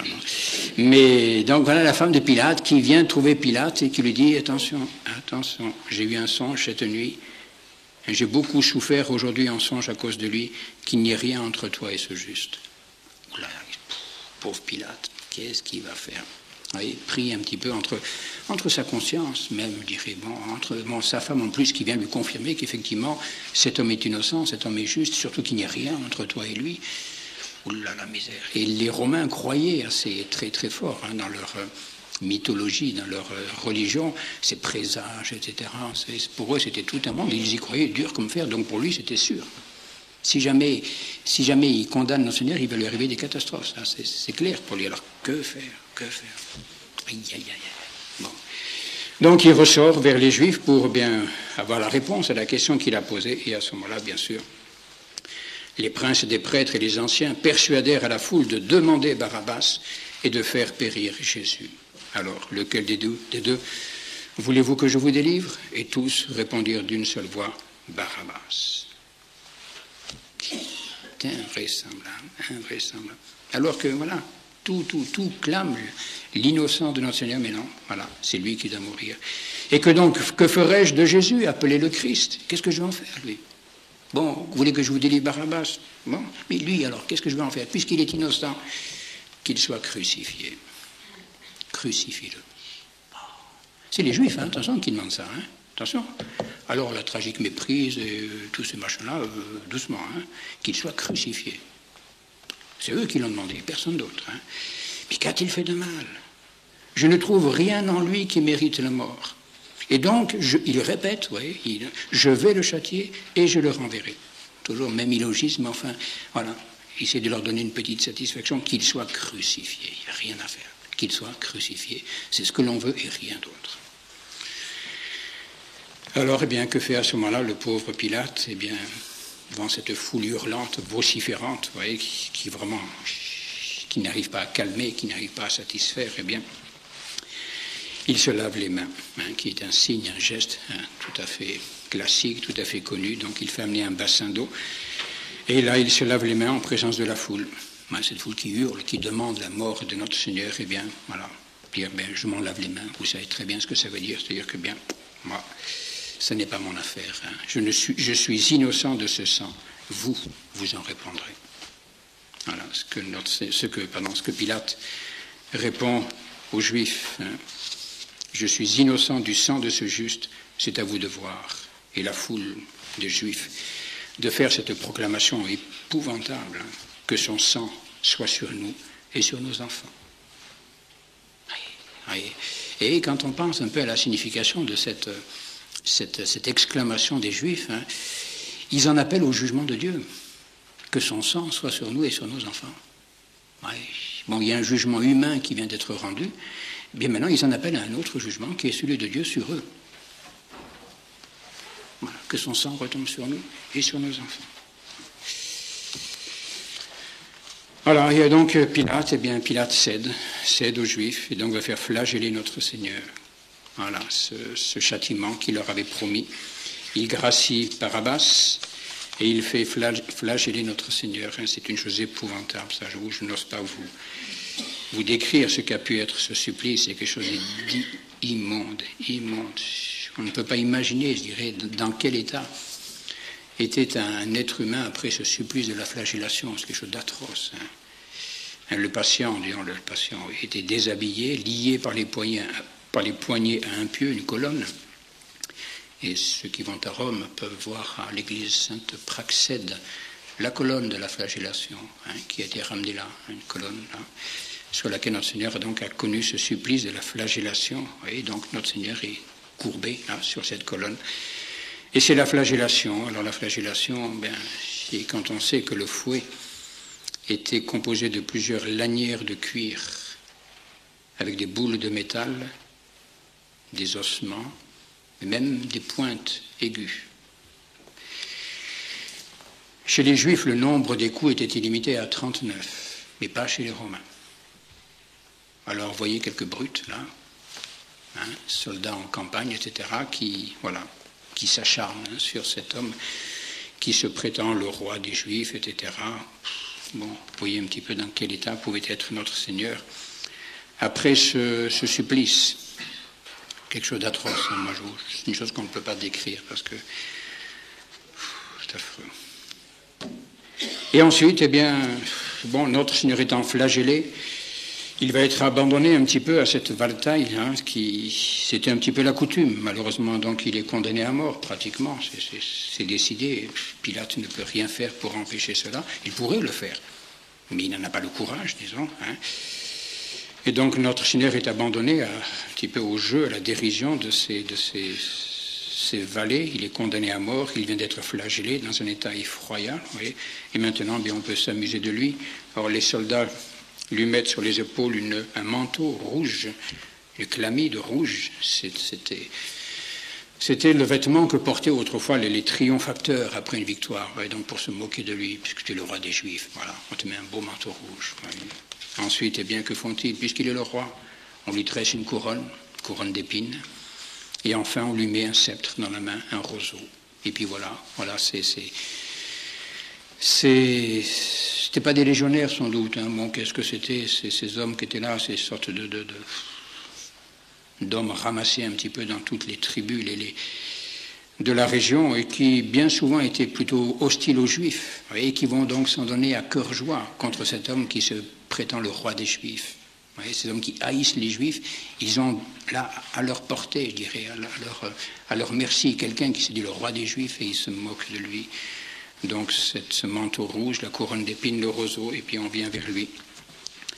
On se moque de lui, on s'agenouille devant lui, on lui fait des grandes révérences. Salut, roi des Juifs. Et puis quand on s'en relève, qu'est-ce qu'on fait? On prend son sceptre, on lui tape sur la tête.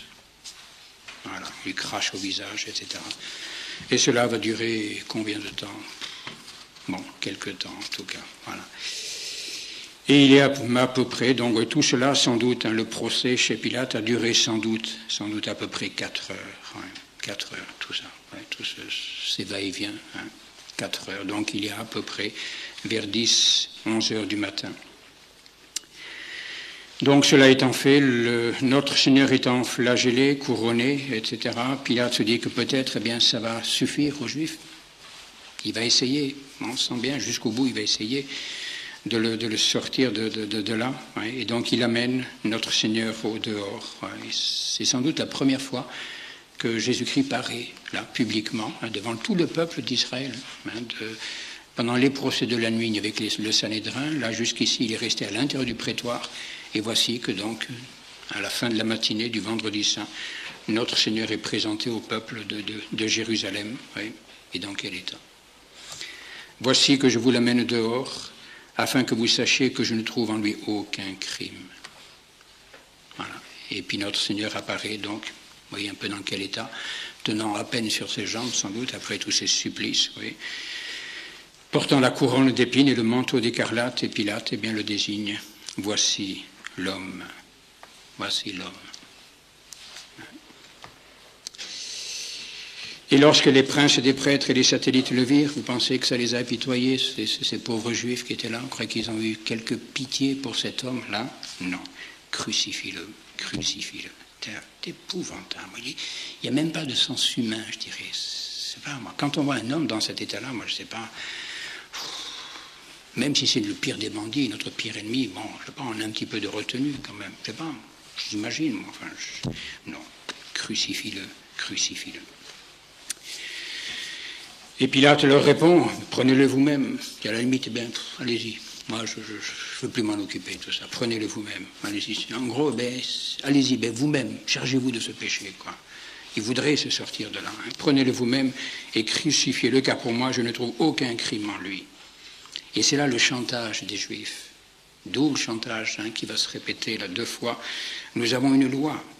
Et d'après notre loi, il doit mourir parce qu'il s'est fait le Fils de Dieu. Quel est le chantage là qu'exercent les Juifs? Nous avons une loi. Ils font appel donc à leur religion. Et donc un petit peu, bon, ouais, d'une certaine façon, eh bien ils invoquent en leur faveur le respect de la religion, la liberté religieuse. Toi, Pilate, tu dois protéger notre religion. Nous avons une loi, nous avons une religion, tu dois la protéger. Si tu ne la protèges pas, cette loi, si tu donc empêches notre loi de s'accomplir, ben en fait, tu favorises l'impiété, tu favorises l'idolâtrie, tu favorises les fausses religions, etc. Ça va pas, ça. Pilate a très bien compris, ils sont malins. Hein. Nous avons une loi. Cette loi, ben, tu dois la protéger. Cette loi doit s'accomplir. Selon notre loi, il doit mourir puisqu'il s'est fait Fils de Dieu. Ayant entendu ces paroles, Pilate fut encore plus effrayé. Et rentrant dans le prétoire, il dit à Jésus, d'où es-tu? Il ne sait plus comment faire. Il va vers notre Seigneur, mais enfin, aide-moi un petit peu, dis-moi quelque chose qui pourrait m'aider à te sortir de là. D'où es-tu? En soi, c'est une question qui n'a pas beaucoup de sens, mais peut-être espère-t-il que dans la réponse de notre Seigneur, il pourra trouver quelque chose qui l'aidera un petit peu, mais notre Seigneur ne répond rien. Tu ne me parles pas? Ignores-tu que j'ai le pouvoir de te délivrer et le pouvoir de te crucifier? Dis quelque chose, moi. Aide-moi. Hein. Tu n'aurais sur moi aucun pouvoir s'il ne t'avait été donné d'en haut. C'est pourquoi celui qui m'a livré à toi a un plus grand péché. Oui, il n'y a rien à faire. Notre Seigneur ne veut pas, à la limite, il doit marcher vers la mort. Notre Seigneur veut mourir.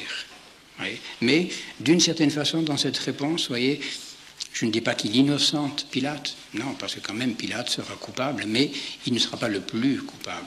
Hein, et Pilate le sent bien. Hein, celui qui m'a livré à toi a un plus grand péché. Donc, vous voyez, Jésus-Christ, avec bonté, discrétion, le rassure d'une certaine façon. Ce n'est pas toi le plus coupable. Hein. Mais il est clair que là, le pauvre Pilate, eh bien, se retrouve tout seul. Tout seul. Il résiste, il essaie de résister aux Juifs, mais voilà, il se trouve tout seul. Hein. Dès ce moment, Pilate cherchait à le délivrer. Il sent bien que ça ne va pas, il ne peut pas le condamner à mort, cet homme-là. Il faut que je le délivre, mais comment faire? Et les Juifs sentent bien que Pilate, c'est pas gagné encore, hein. Ils n'ont pas emporté le morceau, hein. Bon, c'est pas gagné encore, c'est clair, à ce moment-là, c'est pas fait encore, hein. Et alors à ce moment-là, que font-ils? Deuxième chantage. Si tu le délivres, tu n'es point ami de César. Aïe. Quiconque se fait roi se déclare contre César. Et voilà, c'est perdu. Pilate a peur. Vous vous rendez compte? Là, c'est l'autre chantage. Si tu le délivres, eh bien, tu n'es pas ami de César. Alors attention, César le saura. César l'apprendra. Et attention, Pilate, tu vas avoir des ennuis. Voilà. Et le pauvre Pilate, eh bien, pas très courageux, honnête sans doute, hein, droit. Il a bien vu que ça n'allait pas tout cela, mais manque de courage, hein, lâche. C'était environ la 6e heure, nous dit l'évangéliste, hein, Saint Jean, donc près de midi. Nous sommes vers l'heure de midi à peu près, et c'est là malheureusement, la conclusion de tous ces procès. C'était environ la 6e heure, Pilate sort, fait installer son tribunal sur ce qu'on appelle le lithostrotos. Alors c'est cela justement, vous voyez, ce lithostrotos qui a été localisé, semble-t-il, et qui permettrait de placer le palais de Pilate dans le palais d'Hérode.